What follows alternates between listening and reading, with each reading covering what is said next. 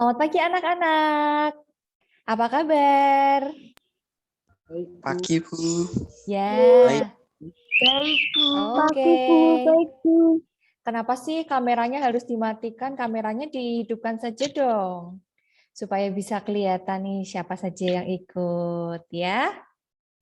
Oke. Hari ini kita mau belajar apa nih? IPA sama matematika, Bu. Ya, betul, Mas Mikael, IPA dan matematika.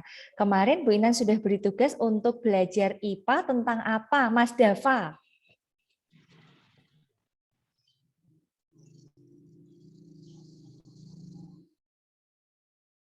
Tentang apa ya? Siapa bisa bantu Mas Dava? Adaptasi tumbuhan. Ya, betul. Kok adaptasi tumbuhan? Ciri-ciri khusus hewan, Bu. Ya, betul Mbak Muna, ciri-ciri khusus hewan. Jadi kalau minggu kemarin kita sudah belajar tentang adaptasi tumbuhan, hari ini kita akan belajar ciri hewan dan adaptasinya. Kemudian untuk matematika, diminta belajar tentang apa? Mbak Muna? Bilangan campuran, Bu. Ya, campuran bilangan bulat. Operasi hitung campuran bilangan bulat. Langsung saja ya, kita mulai pembelajaran hari ini. Namun sebelumnya, silakan untuk berdoa sesuai dengan agama dan kepercayaan masing-masing. Berdoa dipersilahkan.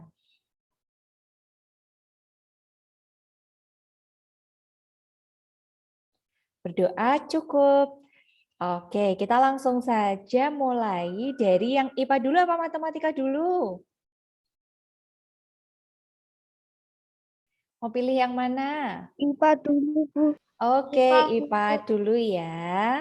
Oke, perhatikan baik-baik tayangan berikut ini.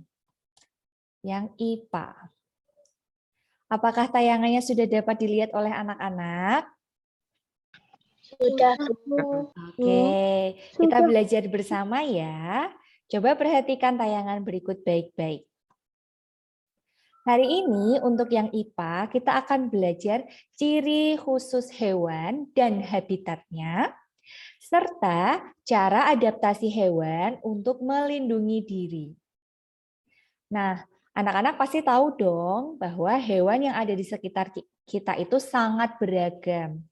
Setiap jenis hewan punya ciri khusus tertentu. Supaya apa? Supaya dapat membedakan antar jenis hewan. Kemudian ciri khusus ini juga berkaitan dengan habitat atau tempat tinggalnya. Sekarang kita perhatikan ciri khusus dan habitat pada bagian berikut ini. Ada ayam, bebek, cicak, dan ikan. Nah, seperti yang anak-anak bisa saksikan bahwa ayam, bebek, ikan, dan cicak itu masing-masing memiliki ciri khususnya. Kalau bebek misalkan, paruhnya itu agak panjang dan lebar. Kemudian kakinya berselaput, lehernya panjang, dan memiliki bulu berlapis minyak. Mengapa sih bebek memiliki ciri khusus demikian?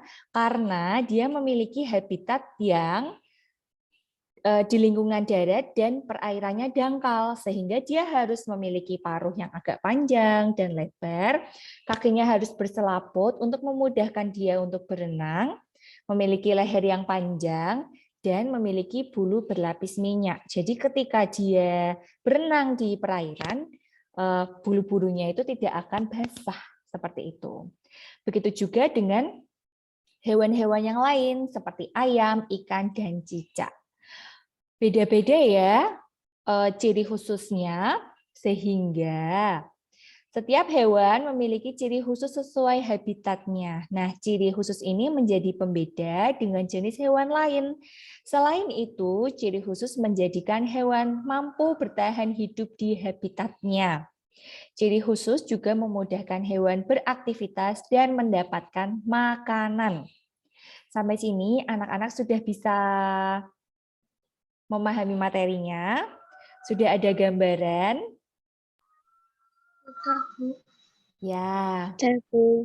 Jadi kalau anak-anak sering melihat ayam, itu ternyata kalau diperhatikan lagi dia memiliki ciri khusus.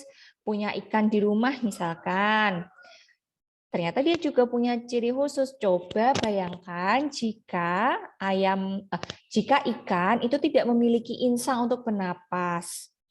Padahal dia hidup di lingkungan yang berair. Bagaimana caranya? Nah, maka dari itu, ini adalah salah satu kekuasaan Tuhan Yang Maha Esa juga menciptakan hewan-hewan sesuai dengan habitatnya, memiliki ciri khusus sesuai dengan habitatnya.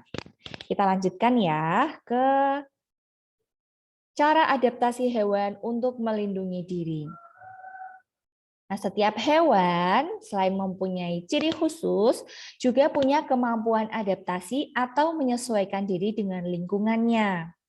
Nah, adaptasi ini diperlukan supaya apa sih? Supaya dapat bertahan hidup di lingkungannya.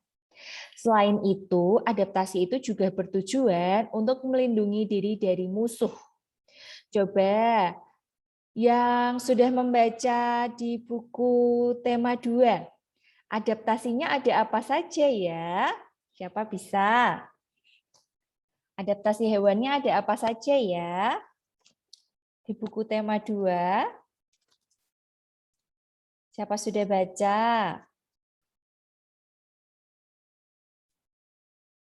Ada di halaman 71. Mas Mikael sudah membaca?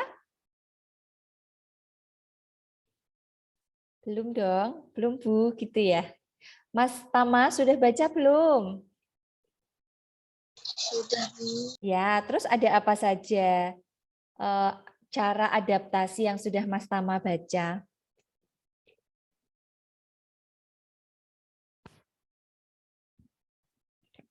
Lupa ya? Oke, langsung saja Bu Intan berikan penjelasan tentang cara adaptasi hewan. Yang pertama adalah kamuflase.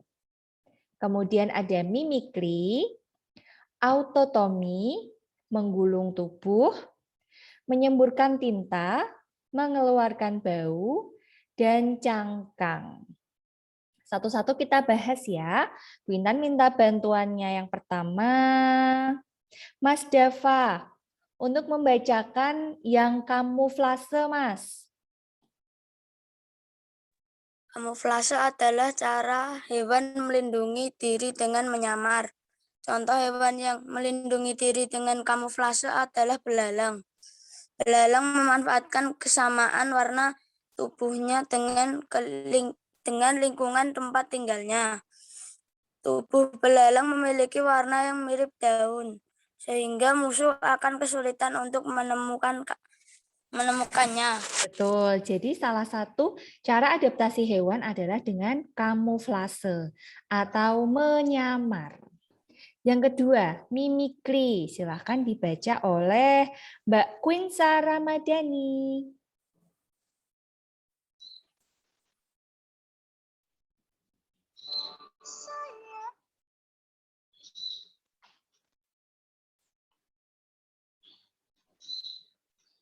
Mbak Quinsa.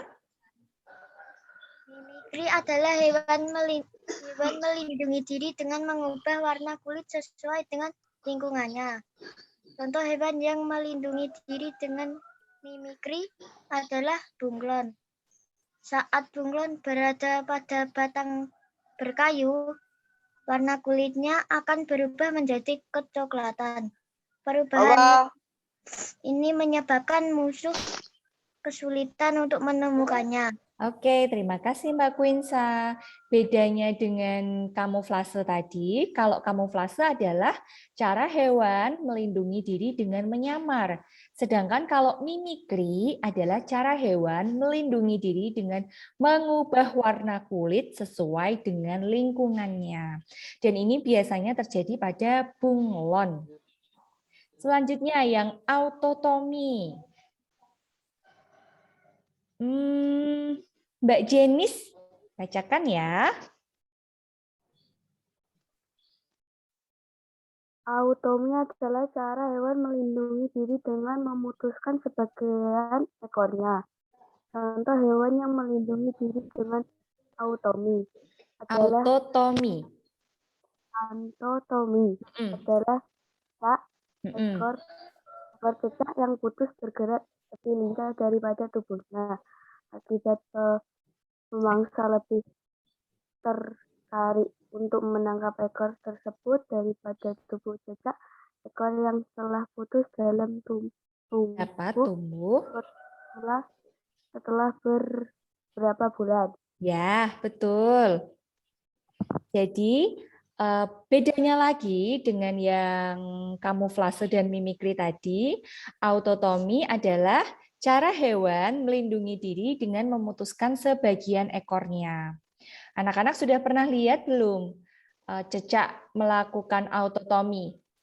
Jadi ketika ditangkap, dia akan memutuskan ekornya, sehingga si cicak akan lari dan ekornya akan bergerak-gerak. Siapa pernah lihat? Saya pernah, Bu. Oke, pernah ya. Oke.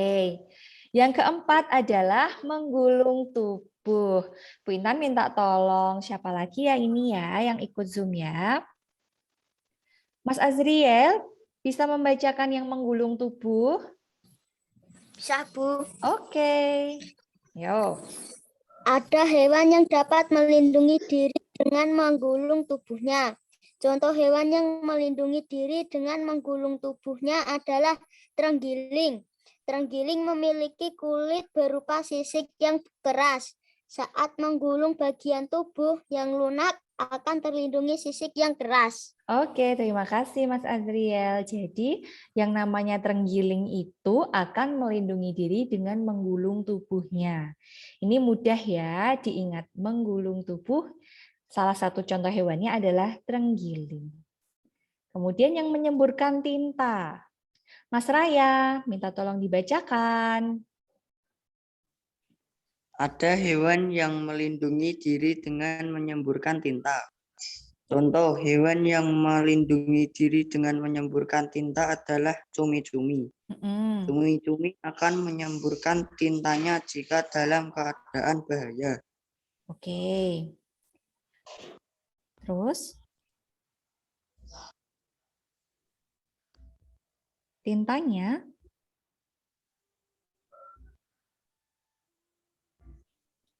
Mas Raya. Tintanya berwarna hitam pekat sehingga menghalangi pandangan musuhnya. Pada saat itulah cumi-cumi menyelamatkan diri dan musuh kehilangan jejaknya. Ya, terima kasih Mas Raya. Jadi si cumi-cumi ini akan menyemburkan tinta. Makanya kalau kita beli cumi-cumi di pasar pasti masih ada item-itemnya ya. Nah, itu adalah cara dia melakukan adaptasi diri atau melindungi diri dari musuhnya. Kemudian mengeluarkan bau. Ada Mbak Aira. Minta tolong dibacakan ya.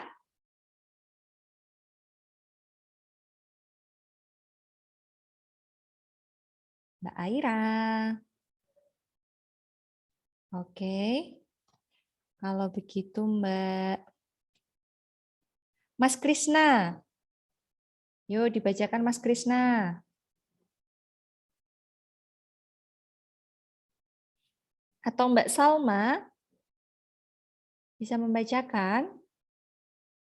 Mengeluarkan bau. Ada hewan yang melindungi diri dengan mengeluarkan bau tidak sedap. Contoh hewan yang melindungi diri dengan mengeluarkan bau tidak sedap adalah walang sangit. Walang sangit melindungi diri dengan cara mengeluarkan bau yang tidak sedap. Walang sangit akan segera mengeluarkan bau jika dalam keadaan bahaya. Bau tersebut sangat menyengat sehingga musuh akan menjauh. Oke, jadi walang sangit itu biasanya baunya memang tidak enak karena dia sedang berhadapan dengan musuh. Sehingga dia akan melindungi diri dengan mengeluarkan bau yang tidak sedap.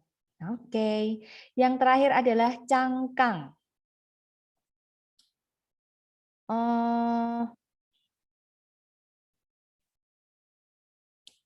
Siapa ya yang belum ya? Mbak Kayola, Mbak Ola. Bisa minta tolong dibacakan? Bu, Oke. Ada hewan yang melindungi diri dengan cangkang. Contoh hewan yang melindungi diri dengan cangkang adalah siput. Siput akan memasukkan tubuhnya ke dalam cangkang jika dalam keadaan bahaya. Cangkang siput dapat melindungi tubuh siput karena sangat keras. Cangkang juga berfungsi sebagai rumah bagi siput. Iya, jadi kenapa sih siput itu selalu bawa-bawa rumah kemana-mana? Karena ada alasannya, itu adalah tempat dia untuk melindungi diri dengan masuk ke dalam cangkang ketika sedang terjadi suatu bahaya. Nah, di sini Bu Intan ingin menunjukkan animasi yang lucu-lucu nih buat anak-anak. Coba ya. Mhm.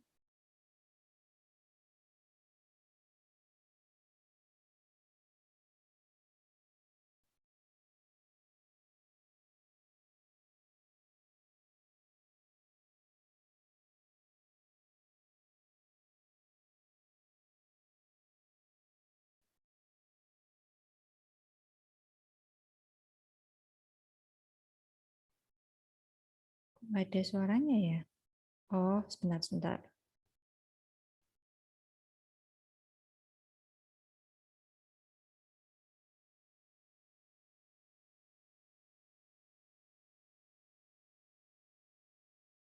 Recording in progress.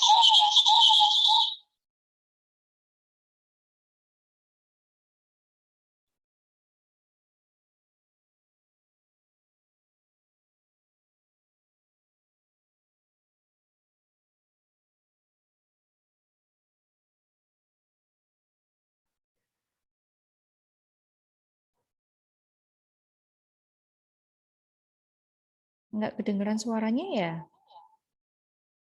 Enggak, Bu. Tidak, Bu.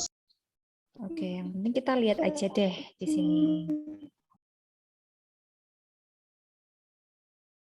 Bentar.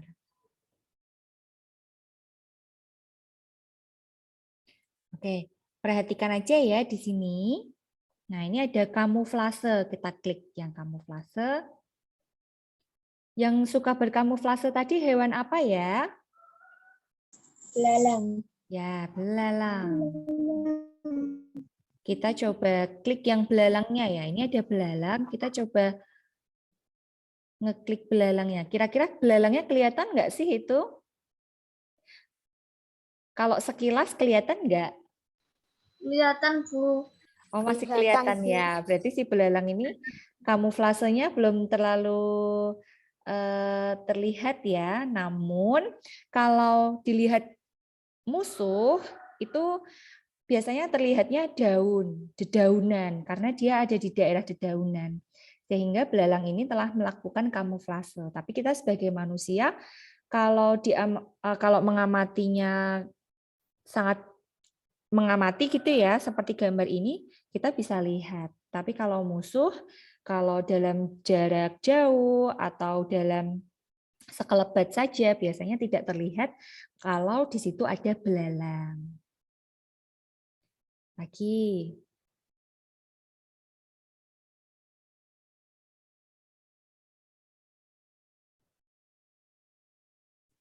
Terus yang apa ya? Yang mengeluarkan bau tadi hewan apa?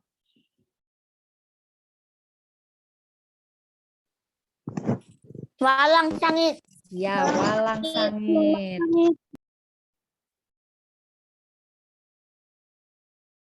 Kenapa ya ini nggak bisa diklik ya? Oh, ini dia, walang sangit. Ketika dia disentuh, dia akan mengeluarkan bau. Ini hanya Bu Intan beri gambaran ya. Kemudian yang cangkang. Hewan apa tadi yang adaptasinya pakai cangkang? Ya, siput. Kita coba klik siputnya. Oh, ternyata dia tidak bisa ya masuk ke cangkang ya. Ya, sayang sekali ini animasinya. Tidak bisa bergerak.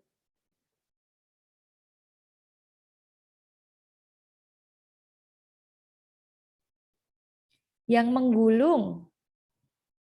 Apa tadi namanya? Terenggiling. Terenggiling.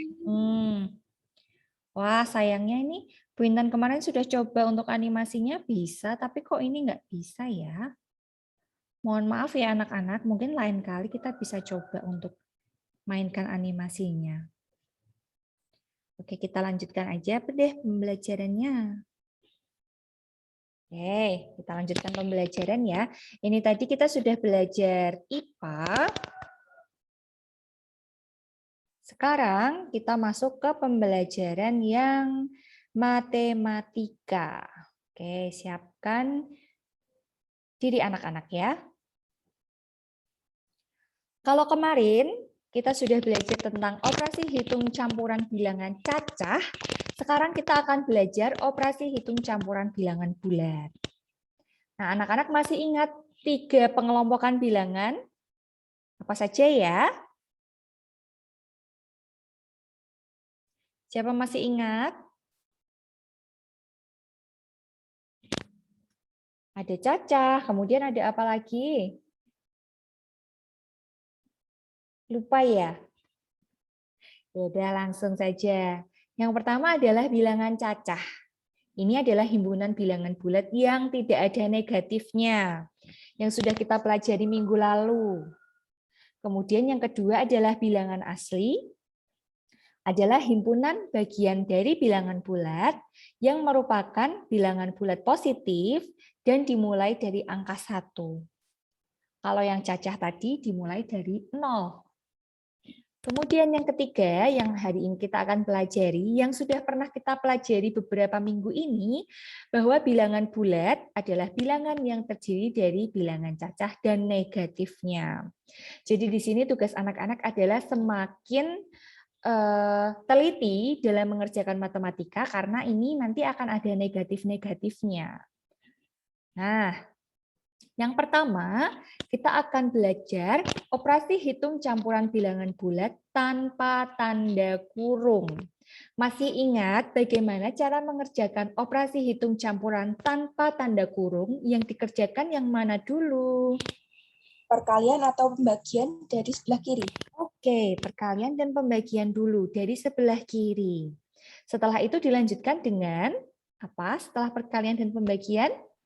Penambahan dan pengurangan. Jumlahan dan pengurangan, betul sekali. Sekarang perhatikan contoh. 8 ditambah negatif 15 dikali 4 dikurangi 16. Tentu saja, seperti yang sudah pernah diajarkan, bahwa yang dikerjakan terlebih dahulu adalah perkalian dan pembagiannya. Baru kemudian kita urutkan dari kiri. Ada penjumlahan dan pengurangan. Kalau yang dari kiri berarti diurutkan dulu dari yang kiri. Cara mengerjakannya sama dengan mengerjakan operasi hitung campuran bilangan cacah. Mudah ya. Yang menjadi tantangan anak-anak adalah bagaimana anak-anak lebih teliti lagi dalam hitung-menghitung. Gitu. Jadi, saat mengerjakan operasi hitung campuran bilangan bulat tanpa tanda kurung, kita kerjakan dulu perkalian dan pembagian, kemudian penjumlahan dan pengurangan. Ingat bahwa di situ ada tanda positif dan negatif. Kalau negatif dikali negatif, hasilnya apa ya? Positif. Ya, ingat itu kuncinya. Kalau negatif dikali positif. Negatif. Negatif. Oke. Kita lanjutkan yang kedua. Operasi hitung campuran bilangan bulat dengan tanda kurung. Nah, ini mudah karena kita terbantu akan tanda kurungnya. Ketika ada tanda kurung, maka yang dikerjakan adalah yang mana dulu? Dalam tanda Ya, yang ada dalam tanda kurung. Ini siapa ini yang menyalakan mikrofon? Nah, kerjakan dulu yang ada dalam tanda kurung. Kalau sudah selesai, baru kita kerjakan perkalian pembagian dan penjumlahan pengurangan. Seperti pada contoh ini, kita kerjakan dulu yang negatif 76 ditambah 67 karena dia ada di dalam kurung. Baru kemudian kerjakan perkalian, pembagian, dan pengurangannya. Pokoknya kalau anak-anak sudah memahami urutan pengerjaannya, nanti kekeliruannya itu akan semakin sedikit. Jadi dapat kita simpulkan, saat mengerjakan operasi hitung campuran bilangan bulat dengan tanda kurung, kita kerjakan terlebih dahulu operasi hitung di dalam tanda kurung urut dari kiri. Kita perhatikan juga ada tanda positif dan negatif pada bilangan bulat. Gitu ya. Nah, sekarang kita coba. Ini mana dulu nih yang harus dikerjakan? Pengurangan. Pembagian. Pembagian. Ini bukan tanda kurung loh. Ini tanda kurungnya hanya di negatif 10 ya. Jadi itu bukan suatu hal yang harus dikerjakan. Itu hanya menandakan bahwa ada bilangan negatif 10. Tapi yang harus dikerjakan terlebih dahulu tentu saja adalah pembagian di sini. Setelah pembagian baru kemudian yang apa? Yang berapa kurangi berapa atau berapa tambah berapa, coba yang mana dulu?